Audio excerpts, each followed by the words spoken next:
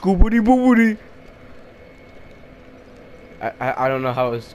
I don't know. You know what? Hey guys, what's up? Um, hold on.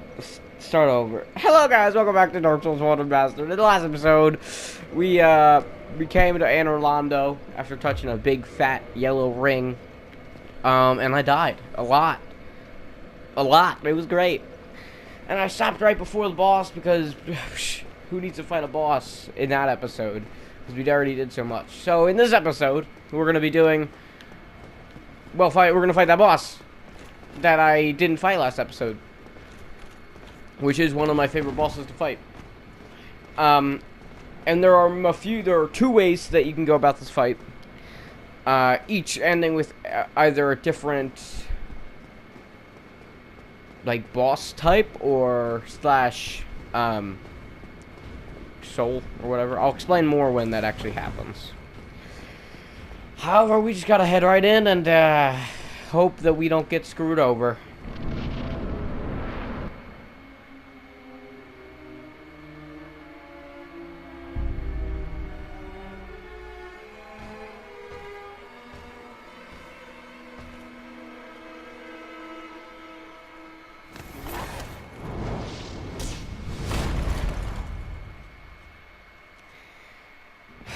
The infamous Ornstein and Smo. One of this game's interesting bosses. So, this game just got difficult. Ornstein and Smo is a very difficult fight for newcomers. However, I've beaten this boss so many times. It's actually, I really enjoy this fight because I think it's so cool. And I love the aspect of fighting two of them and having to wait. And, you know, I also do a lot of damage, so that's nice. So some things that Ornstein can do. I'll start with him because he's the top health bar. He has a lot of stabs, and that's his whole shtick. He has this attack that I call basically Lichstein, where he charges up a large range charge, which, well, will get stuck on a lot of things. And it's not that. You'll know when he does it because he'll twirl his spear around. But it's called Glitchstein in my heart, and it will always be called that because it is annoying. He also has, other than just, like, stabby attacks, he also has lightning attacks. Oh, that's Glitchstein right there. He gets stuck on Smo a lot. And then he just kind of stops, and then he starts again. And that right there is why we call it Glitchstein. He has a lot of lightning attacks. I think only for this phase he has only just shoots with it. And that's really it for him. And then we have Big Daddy Smo, who is, I think, really cool in a interesting way. Smo is a very cut and dry, to say the least. And I mean that because he just swings his hammer. That's really it. That's his whole thing. He swings his hammer. Sometimes he does a jump swing, but he also can just jump and slam his butt into the ground. I mean, it works. And yeah, that's really all for him. But once one of them goes down,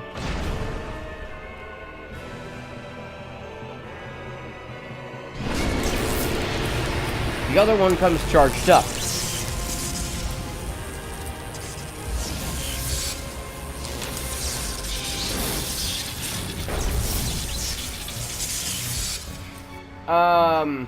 Oh, well, there's a bad camera angle. Yeah, they become charged up, and you have to fight one of them as a big boss. And this is a very interesting aspect to me. I really like that. That's a thing. And if you're wondering, yes, you can kill Smo first, and he will become, and there will be a big Ornstein rather than a big ol' Smo. Big Smo here is probably the easiest one to kill, while Ornstein is not. I'm debating on whether I should show you guys that and just like put it in at the end of the episode. I'm probably not. I'll just describe the boss to you. Basically, Ornstein becomes very big, and a lot of his attacks will do a lot more damage, has a lot more reach, and he also has a super cool butt slam that shoots out electricity. That's really it. He also has a grab, and he also has a lightning spear charge. And that's really his boss fight. Once killing him, he will give you the Leo Ring and the Soul of Ornstein, allowing you to make his weapon and get his armor later on.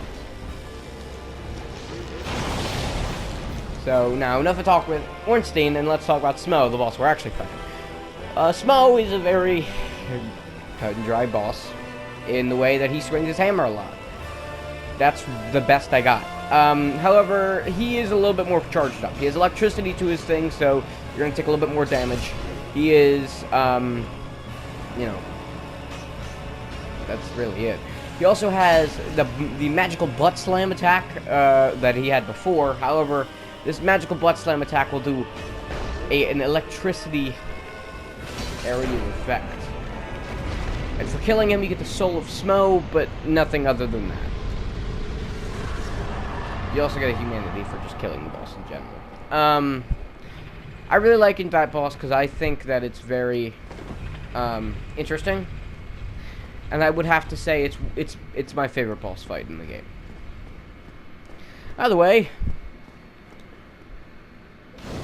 just light it up, and I mean, I might as well level up.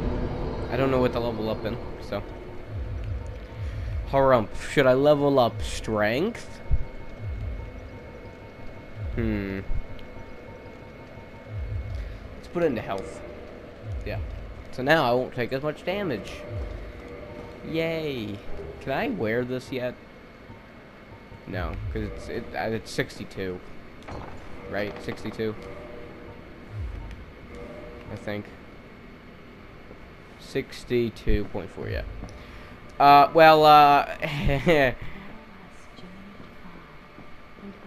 Is that a thought? Yeah, so this is, I think, Guinevere, I think that's her name. She is, I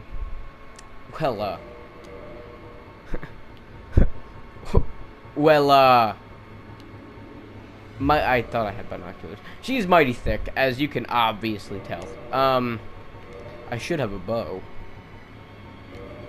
This works. I don't have any arrows. She is mighty thick, so that's fun. She is very nice, and this is your prize for beating that boss, which a lot of people find very hard. So we're gonna kneel. Who's there? Guinevere. Daughter of Lord Gwyn and Queen of Summer. Queen. Since the day Father has fallen at obscurity, I have awaited thee. I bequeath the Lord vessel to thee. And with that, by the power of the Lord vessel, you may now warp between bonfires, and we get the Lord vessel. And beseech thee, succeed Lord Gwyn, and inheriteth the fire of our world. Thou shalt endeth this eternal twilight, and avert further undead sacrifices. And with that, there's a new thing at the bonfire that we can now do.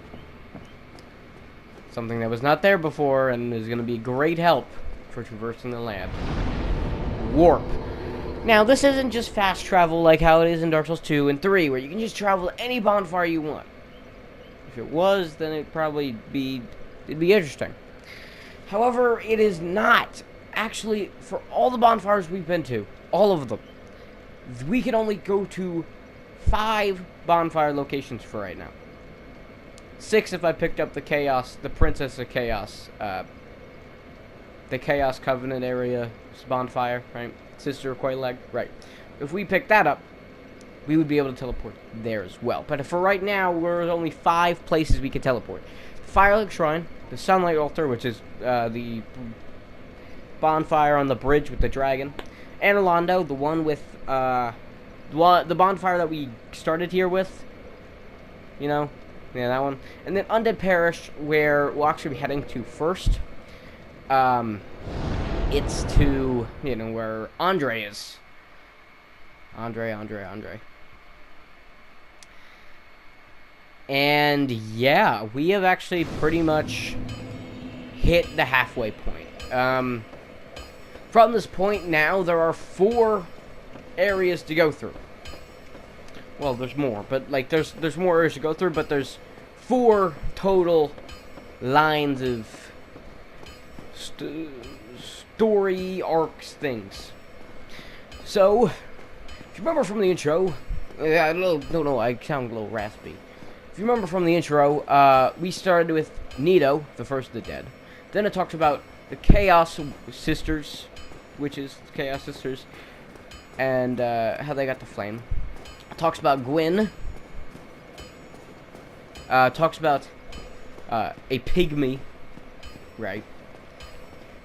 It also talks about a man called Seath, the Scaleless, how he betrayed his kind.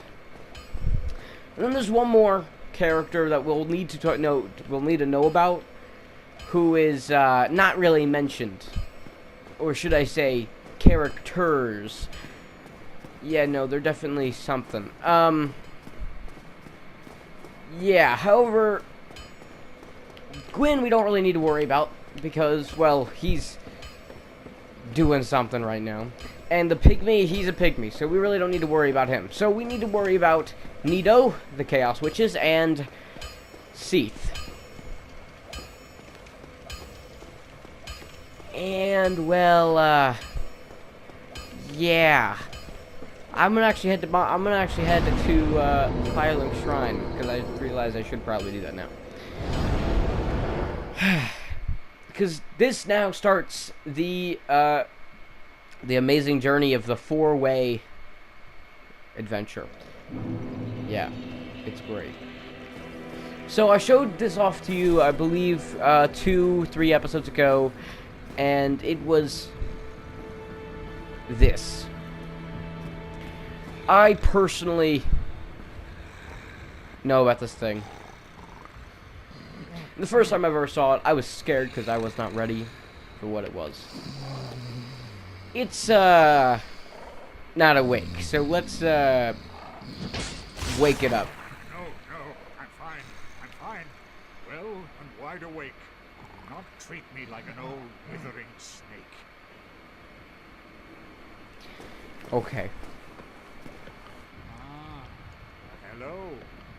Was it you who rang the bell of awakening? I am the primordial servant, King Seeker Frand, close friend of the great Lord Gwyn, chosen undead, who has rung the bell of awakening. I wish to elucidate your fate, and the very reason your kind have appeared, chosen undead. Your fate is to succeed the great Lord Gwyn, so that you may link the fire, cast away the dark, and undo the curse of the undead. Now, let us take that vessel on a journey. I assume that you are ready. Now, be still. Fram, no, don't do this. No, please, calm down. Alright, calm down. Whoa, hold on. Okay, alright. You died. Oh, if you're wondering, you could just jump down. You don't need to actually talk to him. This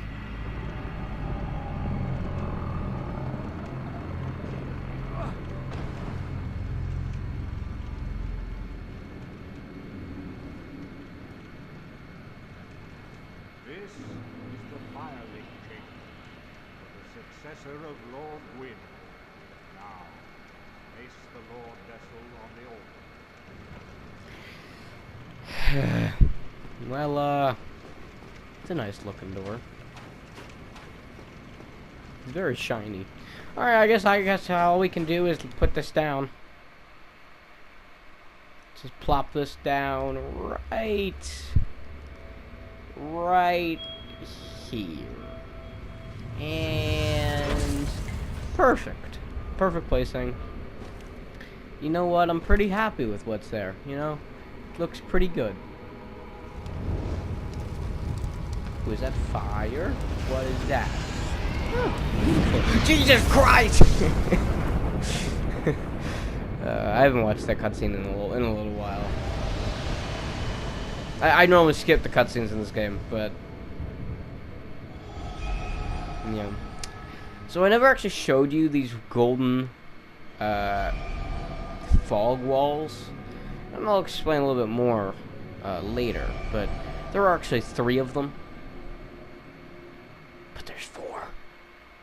There's 4 end bosses. If you sit at the Lord Vessel, it will actually give you 10 flasks, so that's pretty cool. And we don't have any souls to offer to the Lord Vessel. This doesn't mean, like, boss souls. This means, like, certain souls that you'll get, and I'll talk more about them later. But, yeah, we're actually gonna ignore Framped here and go right on our merry way. And we're gonna take our adventures to, well, I don't know why I'm gonna do this, man. We're taking our adventures to, actually, what do I want to work on first? See, there are 4 main paths that we can go down. And each of them are their own crappy. Each of them have their own crappiness. We have Seath, which is just crappy. We have Nito, which is crappy all the way through. And then we have Mr. I don't know why I said Mr. Mrs. Chaos Witches, who suck because of their final boss of that little area. Then we have the 4th guy, which is just, I found some strats for, so we'll be fine. But we don't have, like, the souls for it. So, Harump, am I right, boys and girls? Yeah. I guess we can start on Seath. We're going to start on Seath, because Seath is interesting, to say the least. It's definitely starting something, and it actually will be able to give us, will be able to bank us a, well, starting, what am I trying to say? A starting, I don't know. I'm really bad with talking. I don't know if you guys know this, but I'm bad with talking. It's going to bank us a nice, good, fat starting area, you know? Oh, yeah, it's going to give us the DLC items. Items is not the right word to say. It's the item. Singular item. It will allow us to then enter the DLC. These guys, yeah, they actually do attack. I actually didn't know this. I thought they were just kind of there. No, they actually attack. But you just have to get, like, real close to them. They don't drop anything.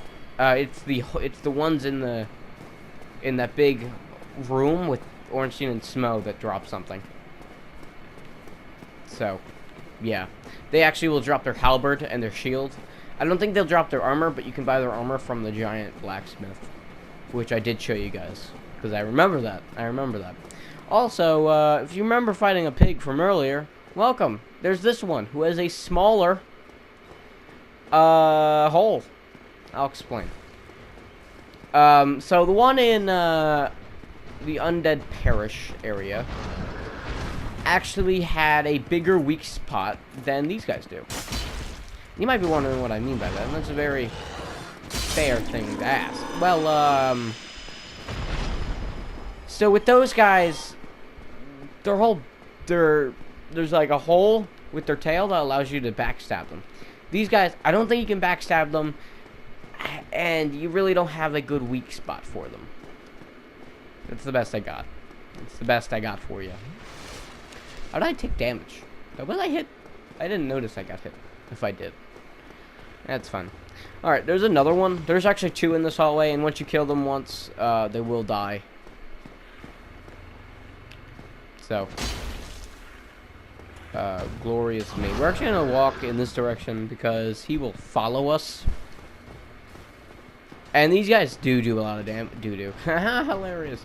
These guys do say, they do a lot of damage, surprisingly. What? They do a lot of damage, and yeah, we don't want to have to deal with that. So that's fun and cool. Yeah. Either way, I know that we just got here, but I think we're gonna end the episode here because we did just kill a boss and we talked to a big boop lady. So yeah. Hope you guys enjoyed. Don't forget to leave a like and subscribe to our channel. Next episode we'll be dealing with the Seath. Or hopefully finding a way to get to him and such. So yeah, I'll see you guys next time. Peace!